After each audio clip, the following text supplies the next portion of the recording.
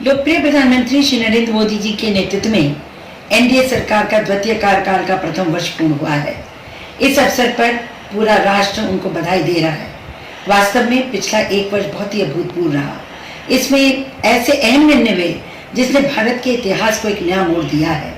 सबसे पहले भारत के संविधान में संशोधन कर अनुच्छेद 370 और 35(1)(19) प्रभावी किया गया, जिससे अब जम्मू कश्मीर, लद्दाख भारत के अभिन्न अंग बन गए हैं। इसके साथ ही साथ पाकिस्तान के जो मंसूबे कश्मीर में थे वो बहुत परास्त हुए हैं। टेररिज्म, आतंकवाद से लड़ने में अब हम लोगों को बहुत सरलता, सुगमता मिलेगी। इसके अलावा 3 तलाक को समाप्त करके करोड़ों हमारी बहनों, मुस्लिम बहनों को जो उनके सर पे तलवार लटकी रहती थी तलाक की, उससे निजात मिली है, स्वतंत्रता मिली है। राम मंदिर का फैसला आया। फैसले के साथ साथ अब आप देखिए राम मंदिर का निर्माण भी प्रारंभ हो गया है। इसलिए एक बहुत ही भावुक भारतवासियों के लिए जो विषय था उसका भी निराकरण इसी कार्यकाल में संभव हुआ है। अनेकों ऐसे कानून जो बच्चों को सशक्त करते हैं, जो पोर्नोग्राफी से उनको बचाते हैं, जो महिलाओं को सशक्त करते हैं, उनको भी इसी कार्यकाल में पारित किया गया। मुझे बहुत प्रसन्नता है कि स्वयं सहायता समूहों के माध्यम से महिलाओं की आर्थिक सुदृढ़ता के लिए, सक्षमता के लिए बहुत प्रयत्न किए गए और उन्हें बिना किसी कोलैटरल के आसानी से उन्हें बड़ी मात्रा में कर्ज भी बैंकों से दिलाए गए हैं, सपोर्ट दिया गया है। मैं अगर कहूँ कि किसानों के लिए सरकार बहुत ही लाभप्रद सिद्ध हुई तो ये गलत नहीं होगा। किसान सम्मान योजना पहले भी थी, लेकिन इसके बाद किसानों की उपज का उनको दुगना दाम जल्दी मिले, उसकी ओर सकारात्मक कदम उठाए गए हैं। और इनके अलावा बहुत सारे हमारे क्षेत्र जैसे व्यापार, छोटे व्यापारियों को उनको व्यापार कल्याण बोर्ड बनाया गया। इसके माध्यम से उनको सालाना यानी 60 साल की उम्र के बाद उन्हें पेंशन देने की व्यवस्था की गई। ये भी एक अभूतपूर्व कदम इस सरकार का रहा है। काम बहुत हुए हैं, बीच में कोरोना आ गया और कोरोना में जिस तरह से प्रधानमंत्री जी ने विश्व को मार्ग दिखाया, सबसे पहले उन्होंने लॉकडाउन करके इस देश को तेजी से कोरोना की गिरफ्त में आने से बचाया। आज हम सक्षम हो गए हैं, पीपीई किट्स बना रहे हैं, हमारे मास्क बन रहे हैं, हमारे वेंटिलेटर्स आ गए हैं, अस्पतालों में बेड्स बढ़ गए हैं। आज की तारीख में अगर वो लॉकडाउन नहीं हुए होते तो आज लाखों लोग संक्रमित होते और लाखों में हमारी मृत्यु भी हो गई होती।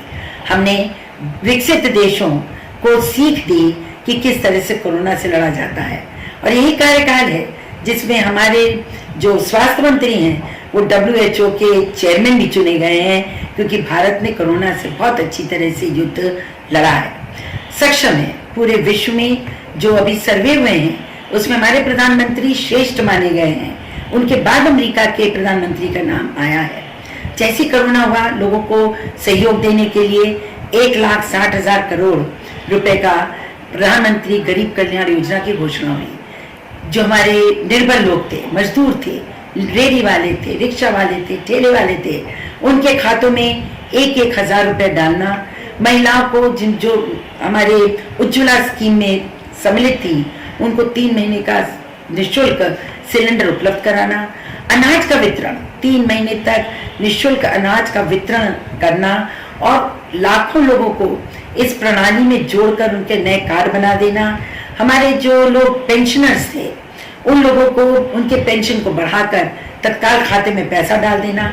ये प्रयास किया गया कि कोई भी भूखा ना रहे, कोई भी अक्षम अपने आप को महसूस ना करे। और जिस तरह से अब रेलवे लाखों लोगों को उनके घरों तक पहुंचा रही है, जिस तरह से प्रधानमंत्री निगरानी कर रहे हैं, 20 लाख करोड़ का पैकेज देकर उन्होंने रोजगार के सृजन को और छोटे व्यापारियों को, बड़े व्यापारियों को, भारत की अर्थव्यवस्था को ढर्रे पे लाने के लिए प्रयास किए हैं।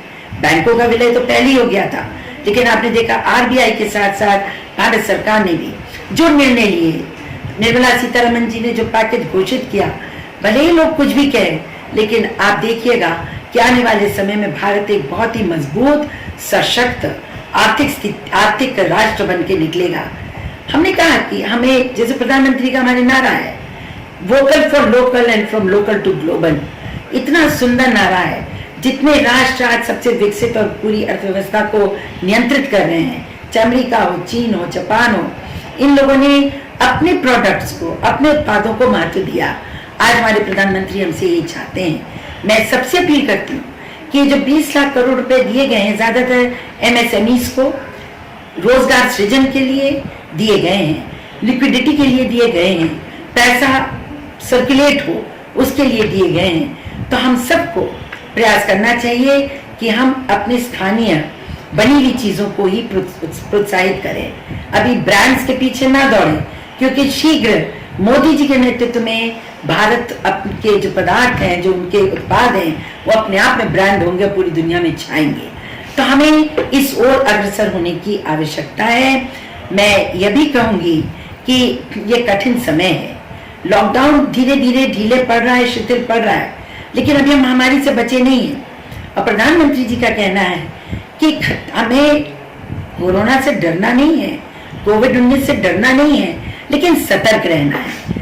जितना संभव हो घर पे रहें, जितना संभव हो घर से काम करें, मास्क के बिना घर के बाहर ना निकले, हाथ को सैनिटाइज करें या साबुन से धोते रहें।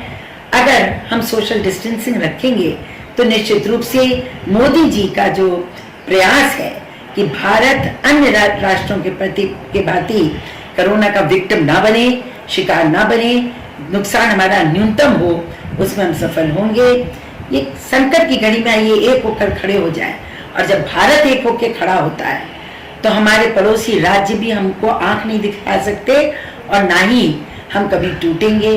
हम एकजुट होकर लड़ेंगे, नरेंद्र मोदी जी के नेतृत्व में लड़ेंगे, और कोरोना से ही को तो हराएंगे ही हराएंगे, लेकिन अर्थव्यवस्था को मजबूत करके भारत को विश्व का एक सबसे शक्तिशाली आर्थिक राष्ट्रों में उसको स्थान दिलाएंगे।